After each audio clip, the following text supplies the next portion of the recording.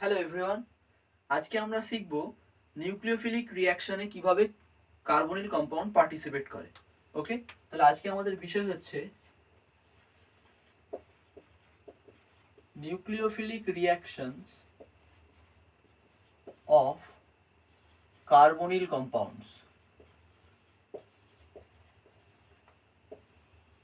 Nucleophilic reactions of carbonyl compounds. Okay, দেখো আমরা যদি একটা জেনারেল কার্বনিল কম্পাউন্ডকে আগে প্রথমে আমরা কার্বনিল কম্পাউন্ডের স্ট্রাকচারটাকে বুঝে নিই, তাহলে আমরা বুঝতে পারবো যে একটা নিউক্লিওফাইল কিভাবে একটা কার্বনিল সেন্টারের উপর অ্যাটাক করতে পারে। ওকে, দেখো সাধারণত আমরা কার্বনিলকে কিভাবে লিখি, জেনারেল রিপ্রেজেন্টেশন, এটাকে যদি R1 বলি, এটাকে R2 বলি, এই হচ্ছে একটা সাধারণত কার্বনিল কম্পাউন্ড। এখন দেখো এই কার্বনিল কম্পাউন্ডে এই অক্সিজেনের উপর দুটো লোন পেয়ার আছে, এই অক্সিজেনের উপরও এই একটা লোন পেয়ার, এবং এই যে কার্বনটা আছে এটা একটা sp2 হাইব্রিডাইজ কার্বন। ওকে, এবং দেখো এই অক্সিজেনটাও একটা sp2 হাইব্রিডাইজ অক্সিজেন। ওকে, এখন দেখো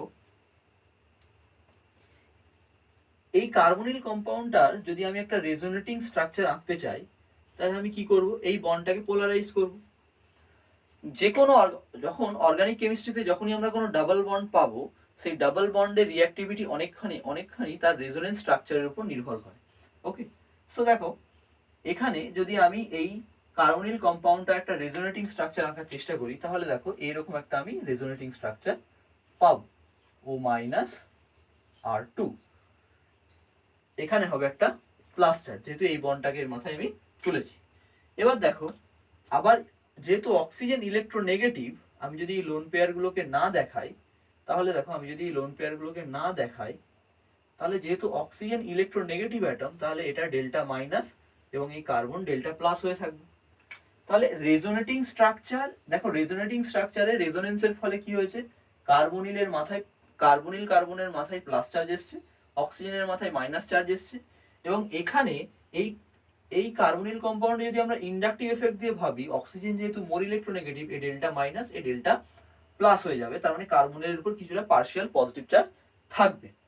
ওকে, এবার দেখো তার মানে এই যে কার্বনিল কার্বনটা আছে, মানে যে কার্বনের সঙ্গে কার্বন দিয়ে কার্বনিল কম্পাউন্ডটা গঠিত হয়েছে, এই যে কার্বনটা আছে বা এই যে কার্বনটা আছে, এর উপর কিছুটা পজিটিভ চার্জ আছে। আচ্ছা, যেহেতু এর উপর পজিটিভ চার্জ আছে, তার মানে এ নিশ্চয়ই নেগেটিভ চার্জকে ভালোবাসবে, নেগেটিভ চার্জকে অ্যাট্রাক্ট করবে, এবং যারা নেগেটিভ চার্জ নিয়ে বসে আছে বা যারা লোন পেয়ারের মতো ইলেকট্রন পেয়ার নিয়ে বসে আছে, তাদের তাদের উপর এর একটা আসক্তি থাকবে। তার মানে নেগেটিভ চার্জ নিয়ে যারা বসে আছে তাদেরকে আমরা কি বলি, সাধারণত নিউক্লিওফাইল। তার মানে নিউক্লিওফাইল যারা থাকবে তাদের উপরে এই কার্বনের একটা আসক্তি থাকবে। ওকে, এবার দেখো তার মানে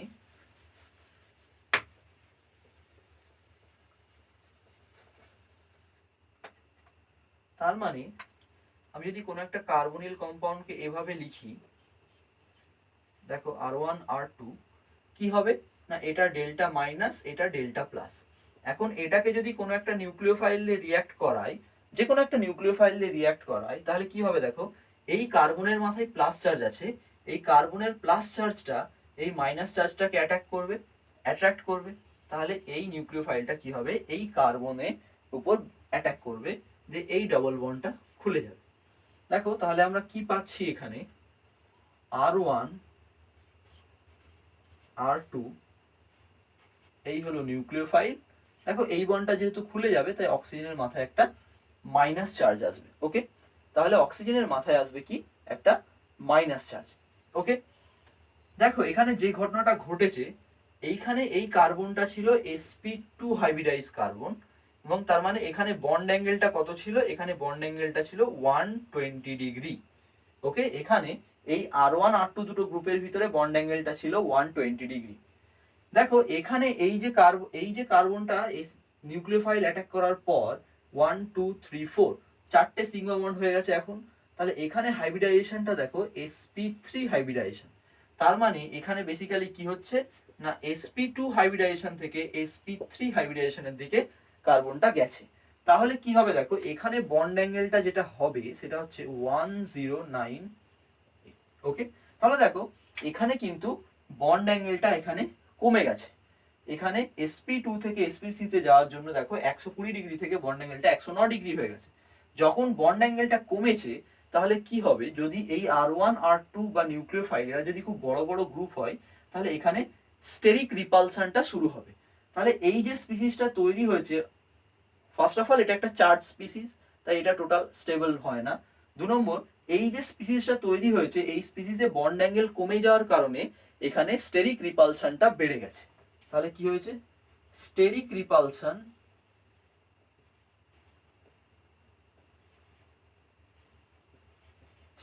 রিপালশন ইনক্রিজেস। ওকে, এখানে স্টেরিক রিপালশনটা ইনক্রিজ করে গেছে।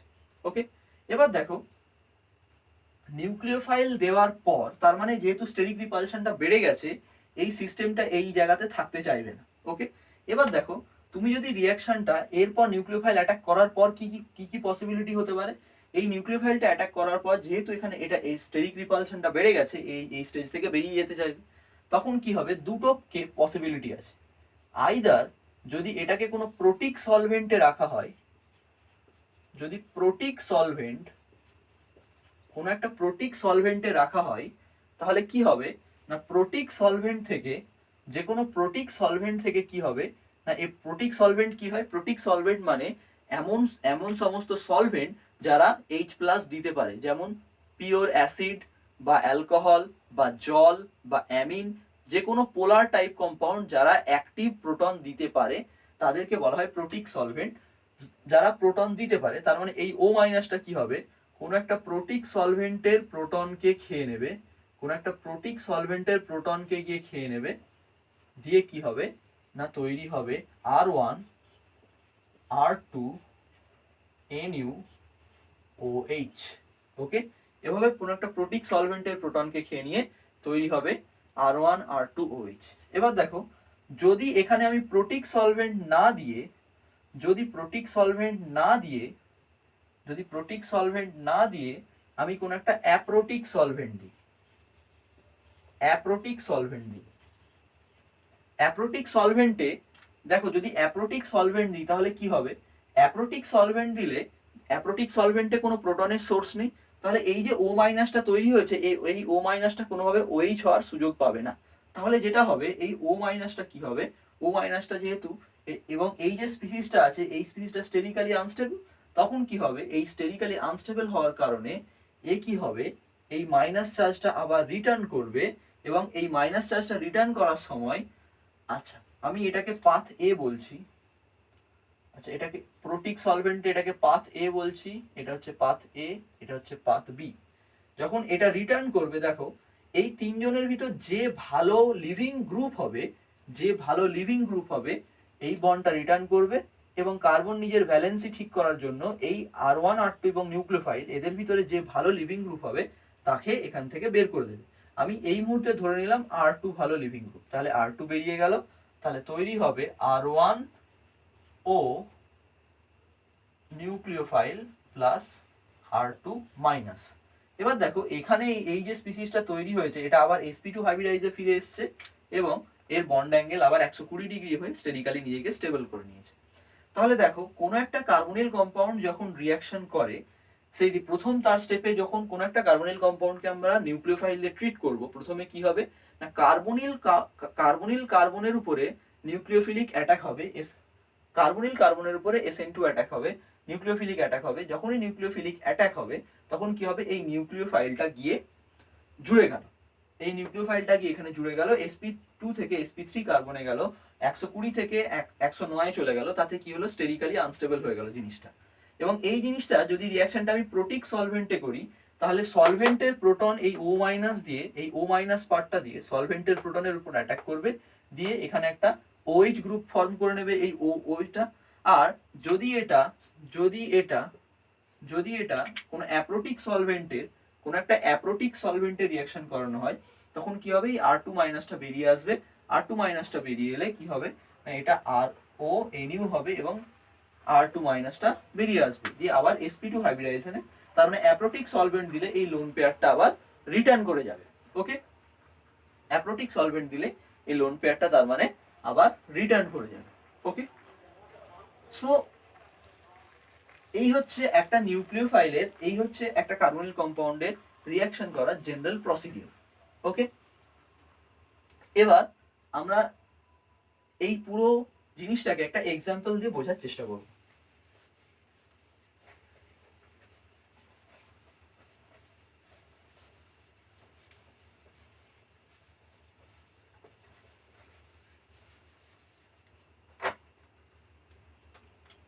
দেখো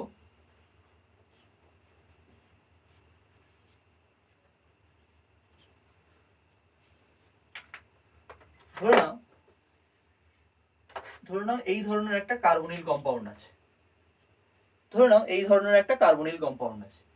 এই কার্বনিল কম্পাউন্ডকে যদি আমি একটা গ্রিগনাট দিয়ে R3MgX এবং ইথার এই দিয়ে রিয়াকশন করাই, তাহলে কি হবে? দেখো আমরা জানি RMgX সবসময় কি প্রডিউস করে, RMgX সবসময় একটা কার্বন আয়ন প্রডিউস করে। ওকে, এই R3 মাইনাস RMgX হচ্ছে RMgX is nothing but the source of R minus. Okay, তাহলে দেখো এই RMgX এর ভিতর কি হয়েছে, R3 মাইনাস আছে। এই যে R3 মাইনাসটা আছে, এই R3 মাইনাসটা কি হবে না, এই R3 মাইনাসটা দেখো, এই R3 মাইনাসটা হচ্ছে নিউক্লিওফাইলের কাজ করবে। এই নিউক্লিওফাইলটা কি হবে, এখানে গিয়ে অ্যাটাক করবে, এই বন্ডটা খুলে যাবে, এই বন্ডটা খুলে যাবে। এবার দেখো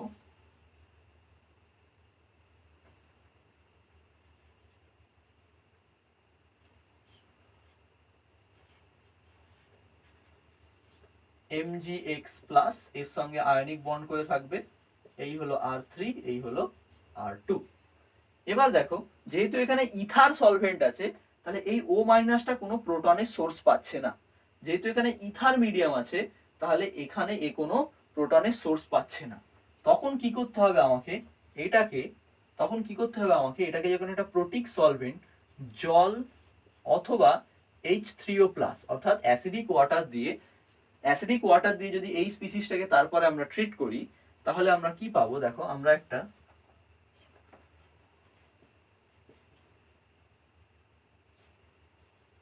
R3 R2 আমরা এই ধরনের একটা স্পিসিস পাবো। দেখো আমরা একটা অ্যালকোহল পেয়ে গেছি, আমরা কি হয়েছে, আমরা এখানে একটা অ্যালকোহল পেয়ে গেছি।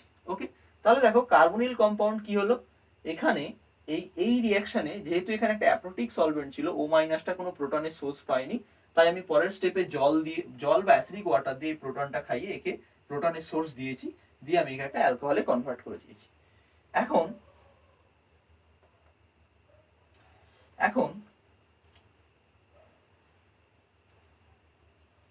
এই same রিঅ্যাকশনটা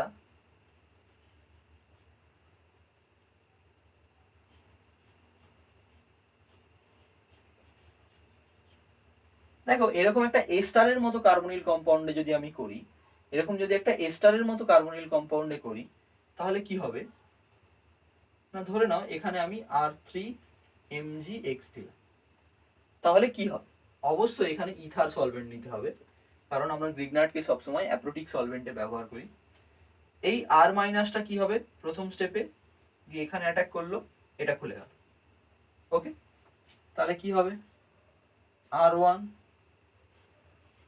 O minus MgX plus, এটা এখানে এসে জুড়েছে R3, এখন এটা হয়েছে OR2। এখন দেখো আমি যদি এই স্টেপে কোনো প্রোটিক সলভেন্টের সোর্স না দিই, তাহলে কি হবে? দেখো এই যে O মাইনাসটা আছে, দেখো আমি যদি কোনো প্রোটিক সলভেন্টের সোর্স না দিই, তাহলে কি হবে? দেখো এই যে O মাইনাসটা কোথাও থেকে প্রোটন পাচ্ছে না এবং ইথার একটা অ্যাপ্রোটিক সলভেন্ট আছে, তখন কি হবে, এটা রিটার্ন করবে, এই O মাইনাসটা রিটার্ন করবে এবং R1 R2 এবং এই যে R1 R3 এবং এই যে OR2 আছে, এদের মধ্য থেকে যেটা স্টেবল কার্বন আয়ন বানাবে সেটা বেরিয়ে যাবে। দেখো যদি আমি R1 কে খুলে দিই, তাহলে দেখো R1 মাইনাস বেরোবে। আমি যদি R3 কে খুলে বার করে দিই, তাহলে কি হবে, R3 মাইনাস কার্বন আয়ন হবে। আর এখানে যদি R2 কে খুলে বার করি, তাহলে RO মাইনাস কার্বন আয়ন হবে। দেখো এই তিনজনের মধ্যে আর ও মাইনাস কার্বন আয়নটা হচ্ছে সব থেকে ভালো স্টেবল কার্বন আয়ন, কারণ এখানেও কার্বনের মাথায় মাইনাস চার্জ, এখানেও কার্বনের মাথায় মাইনাস চার্জ, এখানে অক্সিজেনের মাথায় মাইনাস চার্জ থাকবে। তাই এইটা রিটার্ন করলে এই বন্ডটা খুলে আসবে। তাহলে কি প্রোডাক্ট পেলাম আমরা? R1 R2 প্লাস, সরি R2টা বেরিয়ে চলে এসছে, R3 plus R2O minus, R2O minus. Okay, তাহলে আমাদের প্রোডাক্ট হয়ে গেল কি R1COR3 plus R2O minus. Okay, তাহলে আমাদের প্রোডাক্ট হয়ে গেল এটা।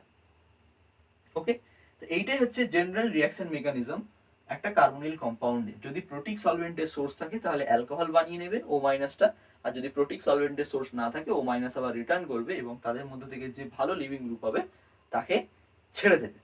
ওকে ওকে, এবার